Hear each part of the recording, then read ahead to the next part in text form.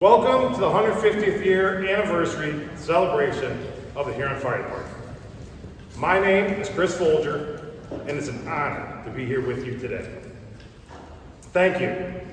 Thank you for being here. Thank you for attending. This would not be possible without the help of many people, including John and Cheryl Zimmerman, Marlene Behrens, our Township trustees, Gordon Hahn, Edward Wimmer, the late Mary Kay Schlesman, Jonathan Merkins, our fiscal officer, Matt Dewey, and of course, Tammy, Eric, and Denny. I'd like to say thank you to the members of the Huron City Council, including Mayor Monty Tapp, Mark Klaus, Sam Martino, Joe Dyke, Joel Hagee, Matt Greaves, William Middlecombe, and our city manager, Matt Lesko. Special thank you to the president of the Huron Historical Society, Allison Wilson, and her team. They have donated countless hours of their time to make this possible. The pictures and the videos are amazing. I know Allison has been working on this project since January, and everything the Historical Society gets a hold of is first class. Thank you to Pat Johnson for bringing us our very first fire engine back there, the 1925 Red Buffalo Larrabee. Pat has been a wealth of knowledge and has been a huge help in making this happen. Thank you to Kevin Bauer, Nick Thaxton, Scott Hillman, Charlie Ruggles, Tyler Sams, and all of Local 4168, and everyone from the fire department for assisting me. 150 years, that's why we're here today. You do not get to 150 years without a foundation, and years of that foundation being built upon, with great men and great leaders from one generation to the next.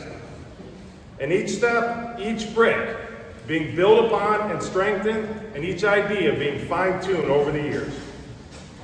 To try to comprehend all the work needed and given and dedicated from July 30th, 1873 to today, October 14th, 2023, is quite overwhelming. So a little bit of history here, and thinking about the beginning to now. So I have to prove that we are 150 years old. I have, I'll just read it. This is from the Huron Reporter, December 13th, 1888. This is the Huron Village Council passing an ordinance on July 30th, 1873. That whereas an ordinance establishing a fire company in the Huron Corporation, Ohio, was passed by the Village Council July 30th, 1873. And whereas said ordinance makes no provision for drill and pay of its members, and believing it necessary for the good of the village, that said provision should be made. Therefore, be it resolved by the Council of the Incorporated Village of Huron, Ohio, that the proper officers of said fire company be requested to call a meeting of its members and enlist a number of suitable persons, not exceeding 20, into its service, who shall be required to meet once every month for the purpose of drilling its members in care and handling of its engines and trucks. At every drill meeting, they shall be required to take out the engine, the hook and ladder truck, handle and use the same for the purpose of becoming more efficient in the discharge of their separate duties, in the keeping of the engine and truck in good working order. Every member who is present on such drill days and takes an active part in the drill and the handling and the working of the fire engine and truck, and who is present and takes an active part in fires that may occur in our village to the satisfaction of the officer in charge, shall receive for such services, upon a certificate from the officer in charge, the sum of $1. So at the bottom of that, J.W. Denny.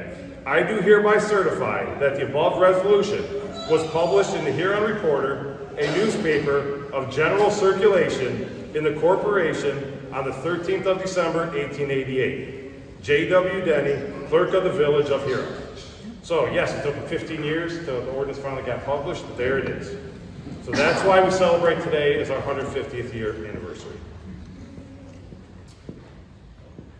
We started out with hand pumpers to horse-drawn pumpers and horse-drawn ladder wagons, where the local families would race to the station with their horses for the honor of pulling the wagons. To go from the 25 Red Buffalo, the 34 Goose, to the 49 Maxim, the 63 Sufton Pumper, and our first ambulance, the 69 International Rescue Squad, to everything we have today. From the water plant, blowing off the steam whistles, which we got over there. From the water plant, blowing off the steam whistles in the 1900s to let the firemen know there was a fire, to our first electric siren in 1923. In 1940, Chief Lawrence Crack received the first work phone, and it was in 61 the firemen all received a special ring in their homes to be notified. In 1969, Chief Thomas purchased individual plectron radios for the firemen to carry on their person. And to the present day, with all of us getting notified via text on our phones. Some history on the stations. The first station was on the backside of City Hall, built in 1876, located pretty close to modern day City Hall on Main Street. During urban renewal movement from 69 to 74, Old City Hall was knocked down, and with it, the fire department's home. In 1972, the fire department took up temporary quarters at the corner of Main and Jim Campbell at the Allen Ford car dealership. At this time, there was also an engine placed at the old water department at the corner of South Street and West Drive, and a second engine was housed at the Huron Township building. In 1973, Station 1 was opened. It was a 3-bay station with bay doors on the east and west side. 1986, as the fire department began full-time 24/7 coverage, Station 1 received a remodel, including sleeping quarters, offices, kitchen, etc. The full-time coverage firemen had to live in a camper between the building for 6 months during construction. 1993, the 4th bay was added to the east side of the station, and in 2017, Station 2, which was the Township building, began being staffed as a pilot program. This was a temporary trial that never saw us leave. In 2019, construction began, and in 2020, Station 2 was open. Some of the personnel and chiefs over the years. 1920, Chief Schaefer began as chief. He was paid a whopping $50 a year. 1935, Chief Frank Wilkes Sr. took over. 1940, we saw Chief Lawrence Craig, and Chief Craig received the first phone for the fire department. 1941, Chief Melvin Dahlhofer took over. He retired in 1966 after 32 years of service and 25 of that as chief. 1966, Chief William Oakes. And in 1969, Chief Phil Thomas. In 1969, they went full-time. Chief Thomas hired 2 full-time men. The first, our very own Captain George Smith, was hired full-time. Captain George Smith was responsible for rescue squad ops. Captain George Smith is our oldest living Huron Fire Department member.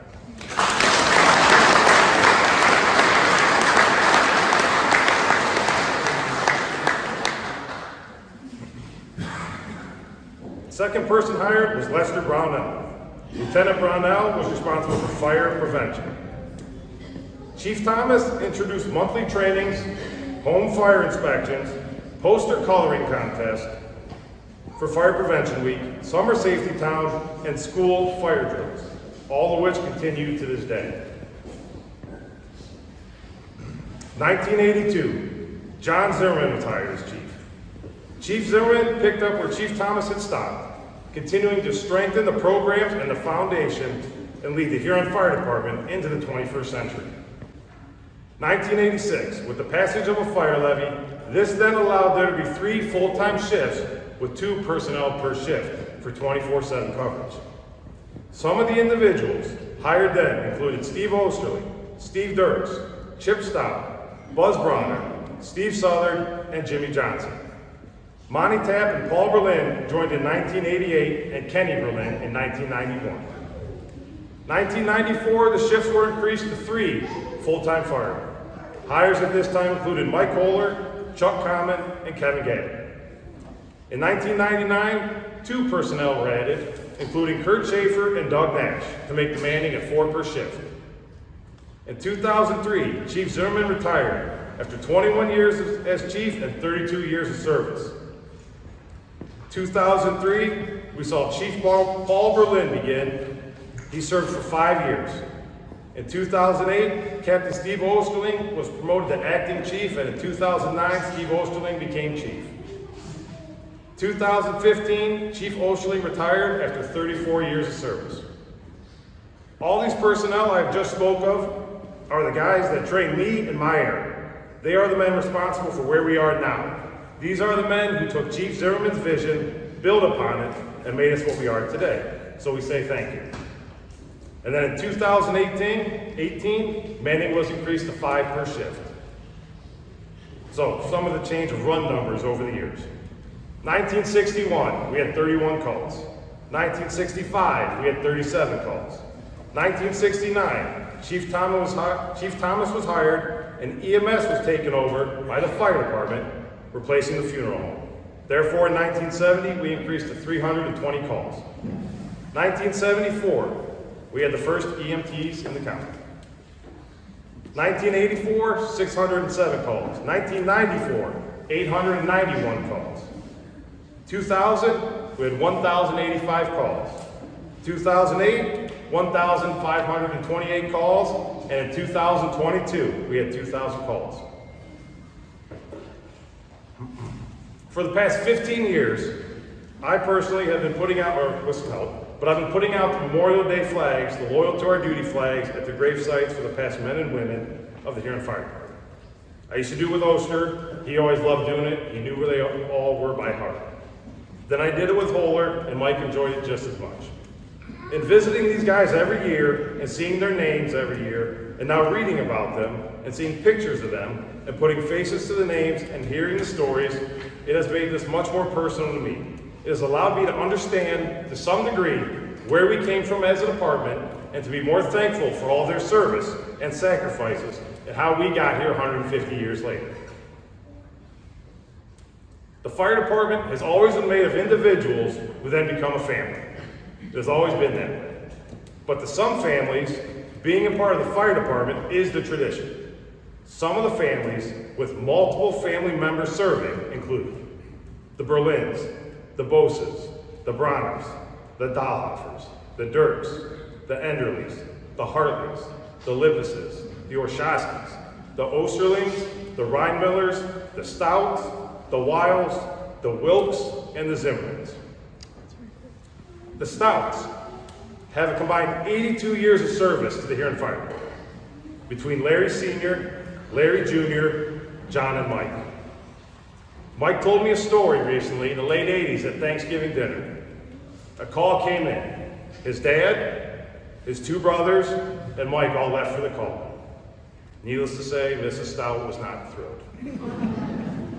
It also should be noted that between Chief Zimmerman, his dad, Bill, his dad's cousins, George, Lee, and Marcus, there's combined 112 years of service from that family. I find it hard to comprehend much about the fire department prior to Chief Dahlhofer in 1941. We do not have much recorded history before that time, but I can easily think that Chief Dahlhofer and his 32 years of service, 25 of that as chief, laid the foundation for Chief Thomas in 1969 and his men. Chief Thomas was instrumental in being progressive in EMS, fire prevention, and fire education. Chief Thomas had a vision for the future and is a major reason of where we are today. Chief Thomas's legacy was continued on by Chief Zimmerman in 1982. Chief Zimmerman was responsible for extensive growth within the Huron Fire Department. Chief Zimmerman led the Huron Fire Department into the 21st century. His tenure saw us go from 2 to 3 to 4 per shift. He was a firefighter's chief. He was the perfect man for the job. His dedication and his service cannot be spoken of enough. The Huron Fire Department owes him great gratitude, and we are forever thankful. In reflection, I feel as though you could say there's been 5 eras for the Huron Fire Department. Pre-1940, with the horses and the wagons and the buffalo and the goose, with Chief Schaefer and Chief Wilkes. The second era, I would say, is Chief Dahlhofer and Chief Oakes, from 1941 to 1969. The third era would be with Chief Thomas, from 1969 to 1982. The fourth era would be with Chief Zimmerman from 1982 to 2003.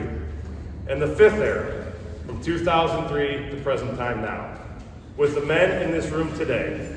That is how we got here. Through all the years of service and sacrifice, through all the change and the hardships, through all the leadership, and through all the great men.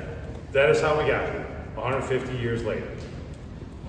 So, I have on here some notable years of service to the Huron Fire Department. If I messed up, don't yell at me again, we're pretty bad at record keeping. Lieutenant David Bose, 42 years of service. Our very own Mikey Stout, 39 years of service. George Dahlhofer, 37 years of service. Assistant Chief Lowell Johnson, 27 years of service. Pat Johnson, 32 years of service. Chief Melvin Dahlhofer, 32 years of service. Captain Mike Holler, 30 years of service. Captain Kurt Schaefer, 30 years of service. Lieutenant Leonard Dirks, 35 years of service. Steve Dirks, 31 years of service. Chief Steve Osterling, 34 years of service. Chief John Zimmerman, 31 years of service. George Ritzenthaler, 33 years of service. Andrew B. Smith, 30 years of service. Chief Frank Wilkes Sr., 30 years of service. Bob Levine, 40 years of service. Chief William Oakes, 30 years of service. And our first paid man, Captain George Smith, 26 years of service. Let us give a round of applause to these men and all the men and women who served for the Huron Fire Department.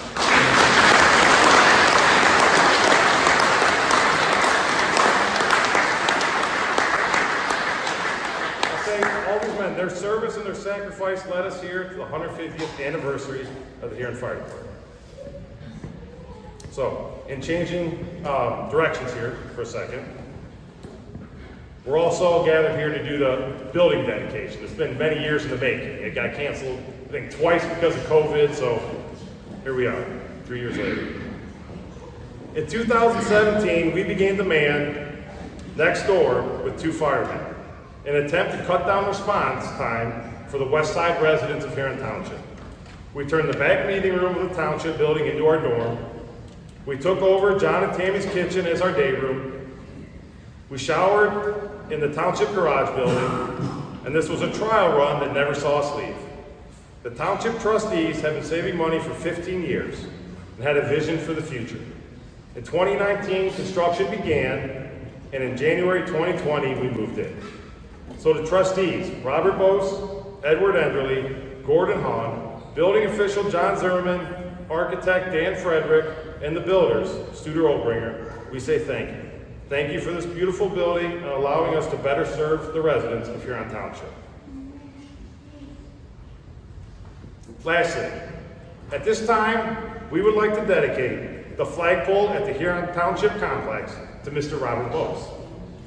Mr. Bose served the township for 38 years as a trustee. Mr. Bose was born and raised in Huron Township. He farmed in Huron Township.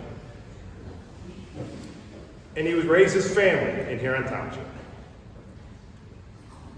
Mr. Bose loved Huron Township, and as John says, he was Mr. Huron Township. He was passionate about the township's equipment and about the township's roads. Mr. Bose served Huron Township with all he had, and right to the end. So please, let us give a round of applause to say thank you to the late Mr. Robert Bose and his wife, Mrs. Linda Bose. Thank you.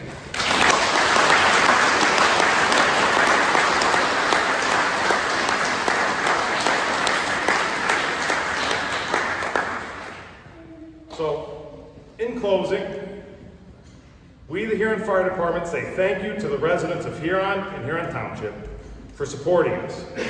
We will always be ready to respond swiftly and professionally when we are called upon. We will continue on the responsibility to make the Huron Fire Department the best it can be and to pass it along to the next era of great men and leaders. Thank you.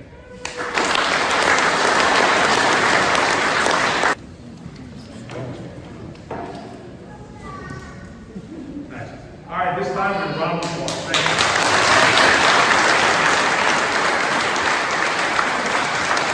Good afternoon. My name is Will Folger. Yes, I'm related to him. You probably couldn't tell that.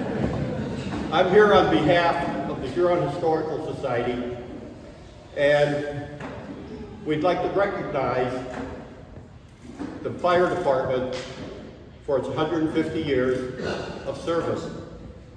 This plaque basically says it all. The Huron Historical Society recognizes the Huron Fire Department celebrating 150 years of acting selflessly in serving the community of Huron and protecting the lives of its citizens. Thank you, Fire Department.